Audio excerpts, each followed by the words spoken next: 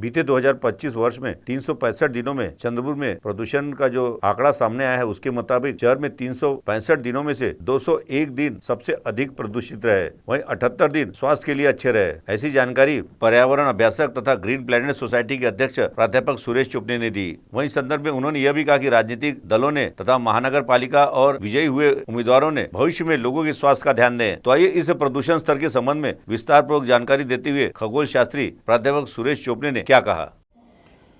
चंद्रपूर शहर हे अत्यंत प्रदूषित शहर म्हणून गेल्या दशकापासून मानलं जात आहे आणि एअर क्वालिटी इंडेक्स जो आहे इथला तो पण वाढता आहे आणि सेपी स्कोअर जो आहे तो पण वाढता आपल्याला आढळतं।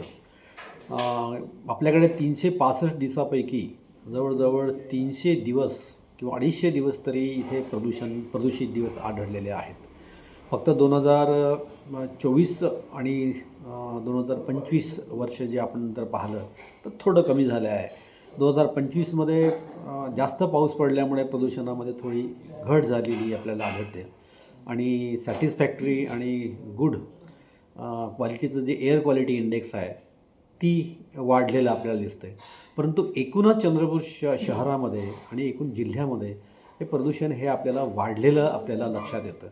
2025मधलं प्रदूषण आपण जर पाहिलं तर 78 दिवस गुड कॅटेगरीमध्ये आपल्याला आढळलेले आहेत। सॅटिस्फॅक्टरी हे पोल्युशन कमी आहे जरी आकडेवारी जास्त असेल तरी मॉडरेट पोल्युशनमध्ये मात्र सतत वाढ आपल्याकडे झालेली पाहतं। पुअर क्वालिटी जी आपल्या चंद्रपूर शहरामध्ये आहे ती पण काही दिवस म्हणजे 15 ते 25 दिवस जवळजवळ आहे आणि व्हेरी प्युअर कॅटेगरी एखाद्या 2 दिवस आपल्याला आढळलेली आहे।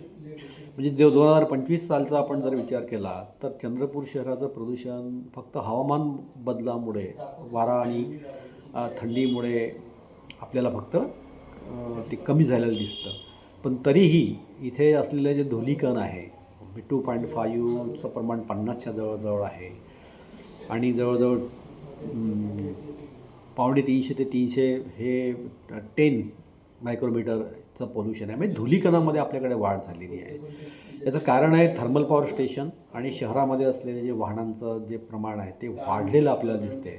रस्त्याचं प्रमाण वाढलेलं आपल्याला म्हणजे धुलीकणाचं प्रमाण वाढलेलं आपल्याला दिसते। यासाठी इथे आमदार आहेत जिल्ह्यातील, खासदार आहे, महापालिका आहे, महापालिकेचे सर्व सदस्य आता या इलेक्शनमध्ये आपल्याला दिसतात।